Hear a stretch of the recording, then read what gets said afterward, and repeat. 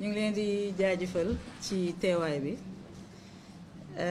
conférence de presse bi nag dañu ko programmé woon dans la foulée de la conférence de presse bi nga xam ne ministère de la communication daf ko joxe mu communiquer une liste de médias provisoires supposés être conformes aux dispositions du code de la presse.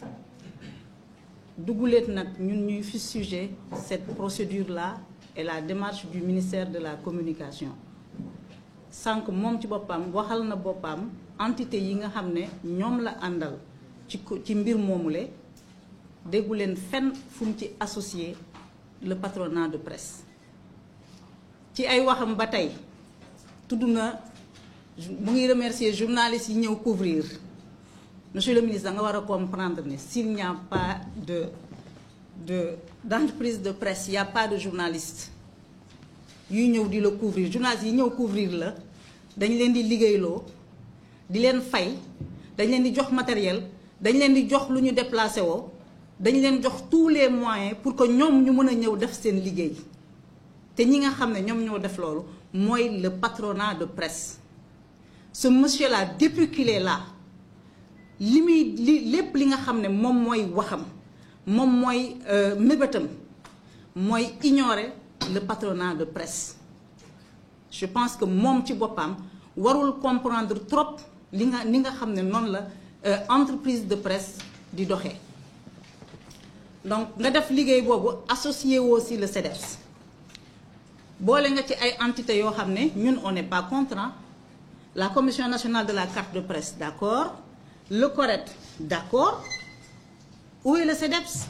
Où sont les entités de la CAP yi nga xam ne ñoom ñoo la jox sax les conclusions des assises des médias? Il faut que nag ñi nga xam ne ñoom ñooy les citoyens sénégalais xam ne fii nekkatuñu ci mbiru respecter les dispositions de l'état de droit. Mënuloo ñëw dans une corporation nga fekk corporation ay entité nekk fa di liggéey ngay tànn ñan ñooy nekk sa interlocuteur ak ñan ñoo dul nekk sa interlocuteur. Démembrement bi nga xam ne moom moo gën a am importance ci corporation boobu muy le patronat nga ignorer leen. nga ne yow da nga def une liste des médias provisoire mais mbiru gentleman sax bëgg na boo defee liggéey nga woo waa secteur bi ngeen waxtaane ko balaa nga koy publier. te bu dul loolu yàgg nañ ko wax ne plateforme ba nga koy tëgg boole woo ci les entreprises de médias. La plateforme là on va en parler bi ñu ci duggee mais on a eu d'énormes difficultés pour s'enregistrer parce que ñoom li ñuy considérer ak li nga xam ne moom la disposition du code de la presse wax dafa wute. Qu'est-ce qu'ils ont été obligés de faire? De mettre en place une entité d'assistance technique. Mais le directeur de la communication, et je salue sa disponibilité, s'est mis à la disposition des médias pour nous permettre de nous enregistrer.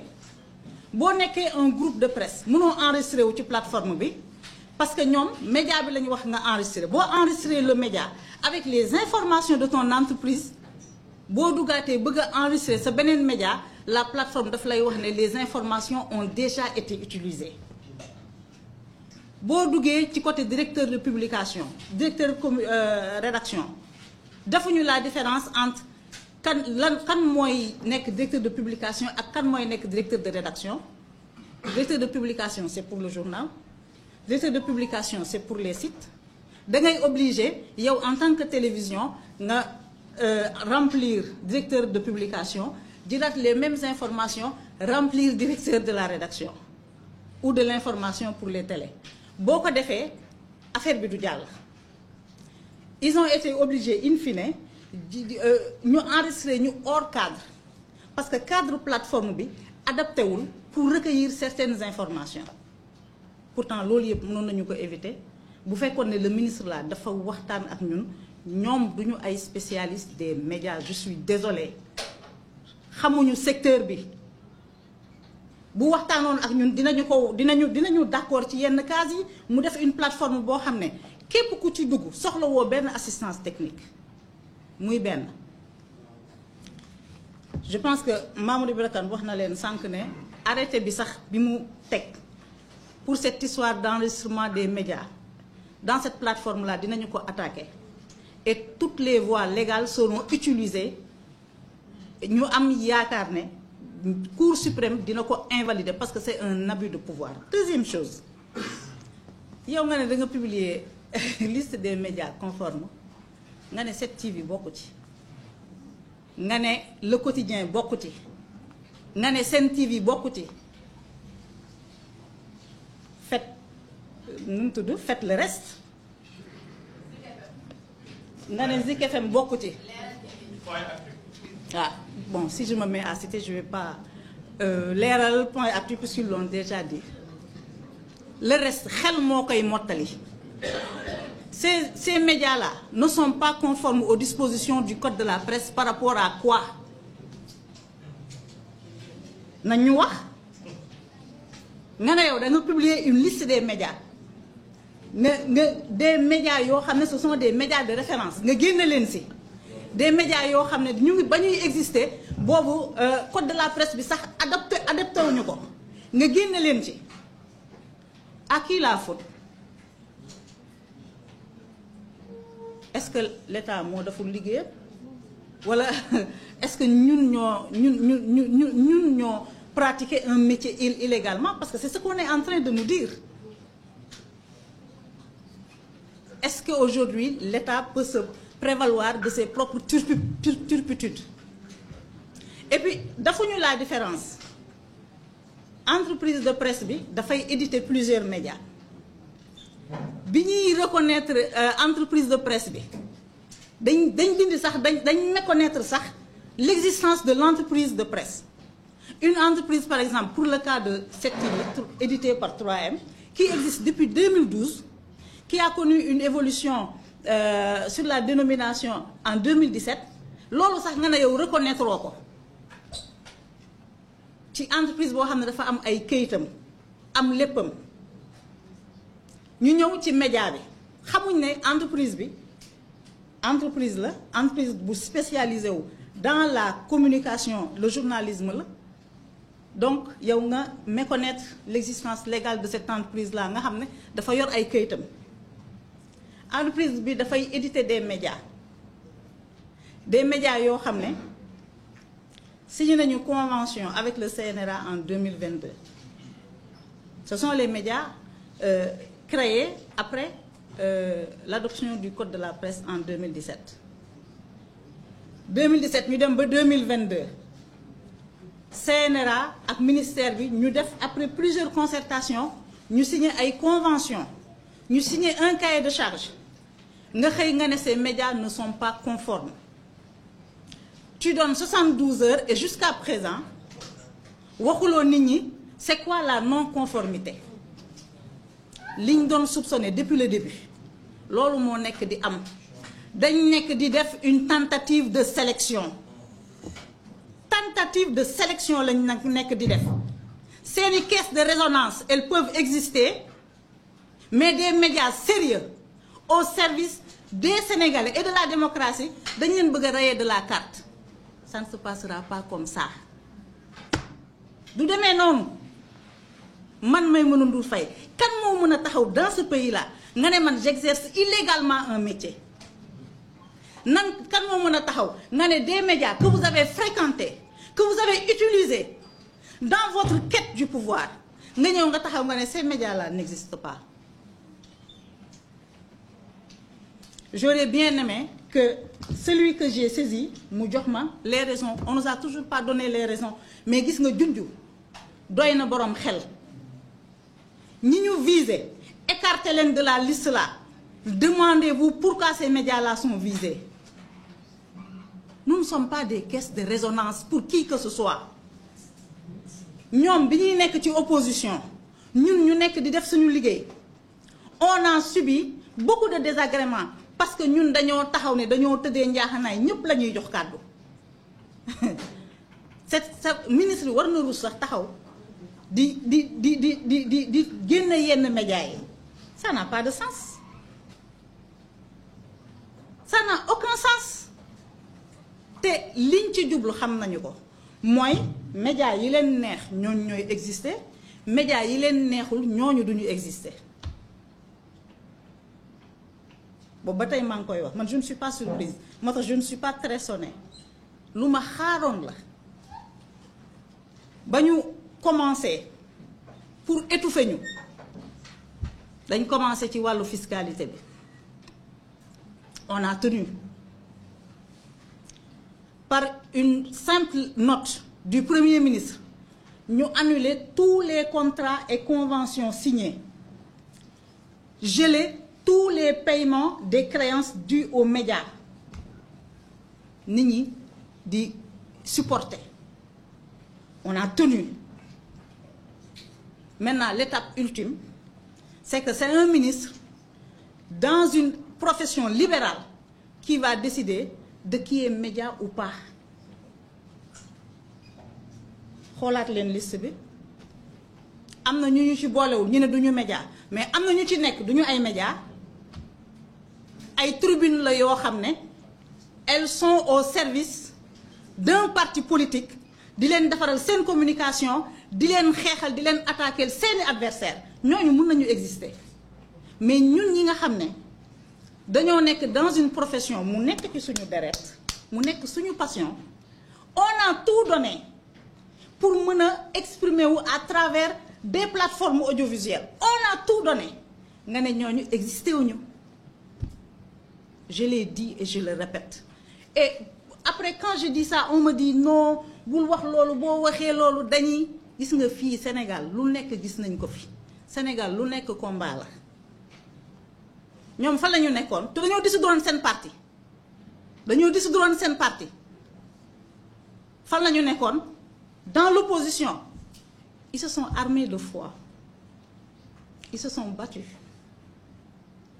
et ils ont été récompensés pour leur combat gis nga foi boobu habité woon leen na leen leer ne muy man ak samay morom foi boobu moo ñu habité te man sama foi elle reste inébranlable man bugguma nekk ministre bugguma nekk DG bugguma leneen je veux exercer ma profession et je veux l'exercer librement ku ma tegaloon beneen poste ma ne la bugguma li may def moo ma gënal loolu nag mbëggeel la c'est une passion la passion elle est folle elle est irraisonnable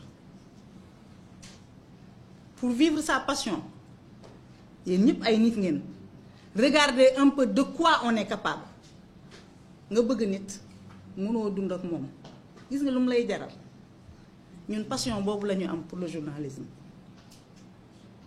il faut que le ministre ak son équipe comprennent que li ñuy mañe du rek des choses matérielles li ñuy mañe y a une forte dose y a une grande part d'immatériel bu ci nekk boo xam ne boo koy mañe da nga ko war di mañe avec précaution parce que tu touches à la passion des gens tu touches à l'amour des gens pour un métier tu touches au sacrifice suprême ñenn ñi fi toog ñëpp yor ay entreprise de presse koo leen ci jëloon mu lay raconter sa tranche de vie les gens comprendraient que lii du xaalis parce que da nga koy yor muy metti nga gàddu mu naqari nga gàddu mu jaral la nga jël li nga am yépp def ko ci mu jaral la nga toog weer bu dee amoo loo fayee salaire nga dem leb banque pour fay salaire mu jaral la ñu menacer ta vie ñu mettre ta vie en danger nga continuer def ce métier donc boo xoolee mbir nit di ko def mu jaral ko li mu ko jaral yépp boo ciy jël décision danga ko war a teg ci yoon. Encore une fois, nous ne pouvons pas être contre la régulation du secteur. Ce secteur a besoin de régulation. Au début, quand le ministre parlait, honnêtement, mais pourtant, li muy def nii lu baax la. Lu muy def nii lu baax la. Mais mënoo ñëw dans un secteur nga ñëw teg des actes après bi nga paree moi j'ai l'impression, je ne suis pas surprise que depuis boobu ba tey depuis 8 mois li ma daj yépp lu ci tegu du ma bett mais nag encore une fois nous avons opté pour une vie de combat. C'est un combat et c'est un combat qui va être mené lu ñu ci góobe gar ko lu ñu ci góobe gar ko parce qu'il est question de la passion des gens, parce qu'il est question d'un choix existentiel boo xam ne dañu ko def ne man lii laa man journaliste laa bëgg a nekk.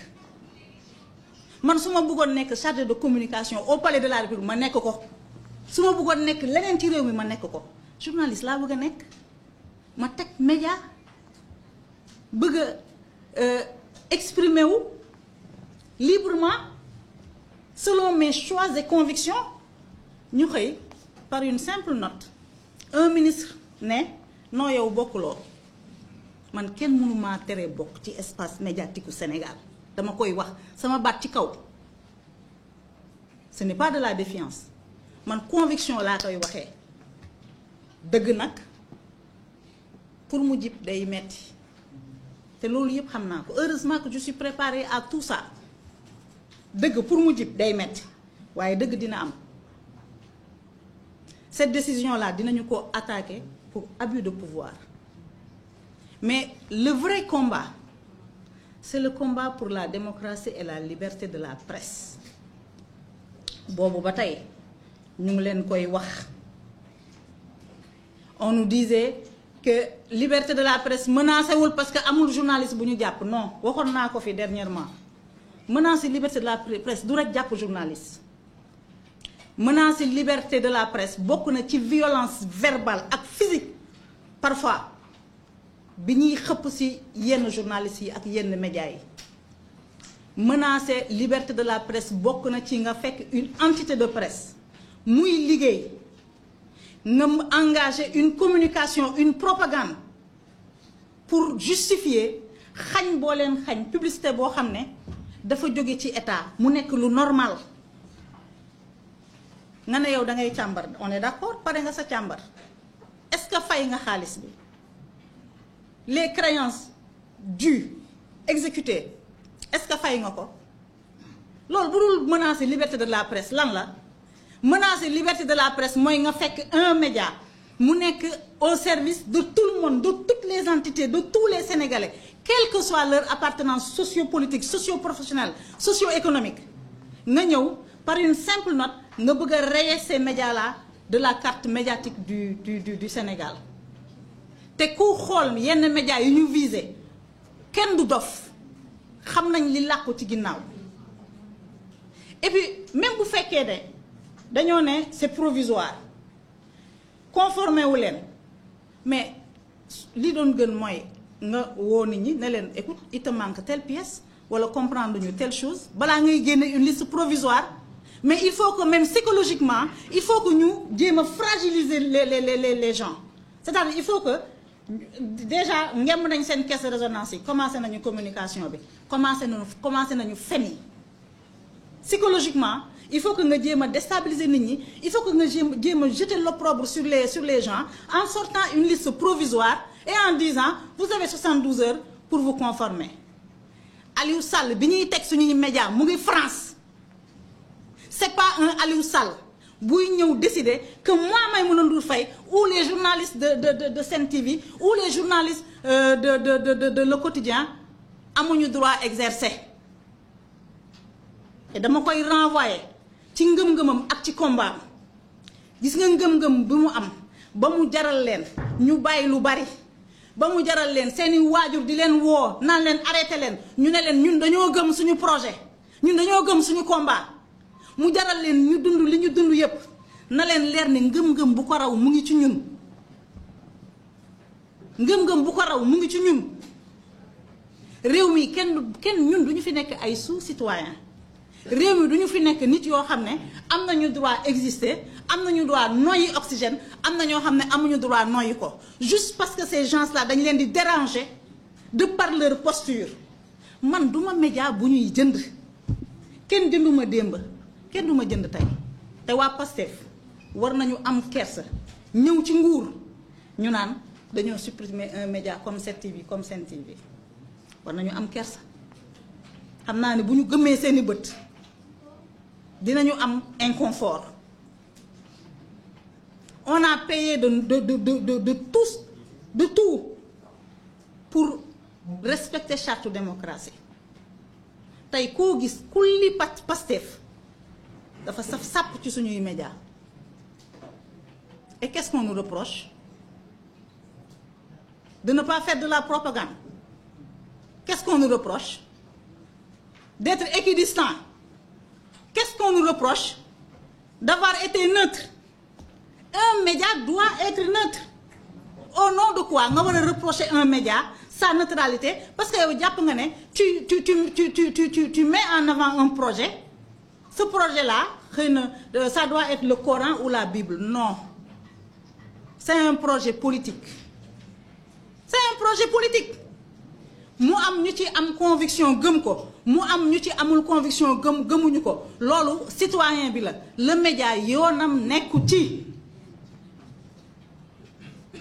Maintenant ñu indi benn nouvel ordre de la communication il faut être sur les plateaux il faut être des agences de communication man duma agence de communication wu kenn te ma voix là personne ne peut l'éteindre jusqu'à l'extinction du soleil dama leen koy wax ñu dégg ko sama voix kenn mënu ko éteindre. Ce n'est pas par une simple note qu'on va nous rayer de la carte. Ce matin dama doon seetaan El Malick mu wax bu am solo mu ne bi ñu ne ko dañoo dissoudre Pastef mu ne kenn dissoudreul Pastef pour dissoudre Pastef nañu dem ci xolu nit ñi raxas fibre ba ca nekk damay utiliser même réflexion bi ñun pour faire taire li nekk ci ñun en tant que journaliste il faudra nous prendre la vie pour nous empêcher d'exister à travers des médias il faudra éradiquer tous les médias de ce pays-là. Pour enrayer de la carte des médias non médias il faudra aussi nga def ko nga dem ci xolu sénégalais yi ko bëgg di ko seetaan nga dindi ci mbëggeel biñ ci am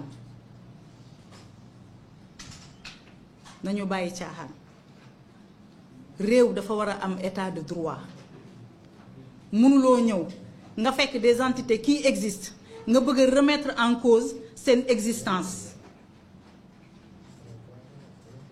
te ñooñu dañoo asseoir seen existence sur des bases légales c'est-à-dire même l'entreprise que tu as créée ministère bi daf ko enrayé daf ko dindi fan la teg abus yooyu ce ministre là depuis qu'il est là acte yi muy posé yëpp il est dans ci wàllu boddi konté nga ñëw tu promeus nu mu tudd benn ay entité média bu ñu waxee nga ne convention des jeunes reporters ñu ngi leen di jaajëfal dugg na fii génn na fii tu ignores le patronat di promouvoir ñeneen te ay ñu ne mu ne ma ce matin moom mu ne ce matin bi muy def loolu def ci ànd ak ñoom Corée ak ñooñu nañu jël seen responsabilité Mamadou Thior laay waxal na jël ay responsabilités am te mu xam ne Daouda Mine il a la commission nationale de la carte de presse mais ñoom ñoom ñi Corée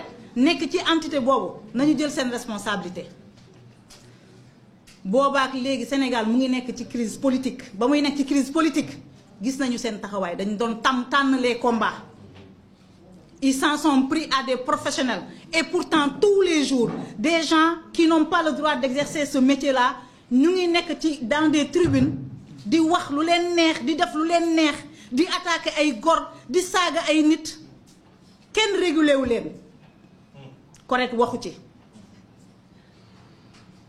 des médias certains médias bu ñu amee jafe-jafe des médias yoo xam ne correct mësul taxaw def leen la leçon par rapport à leur éthique et à leur déontologie correct day noppi et je prie Mamadou Thior mu bañ a nekk complice de ce meurtre qu'on est en train de commettre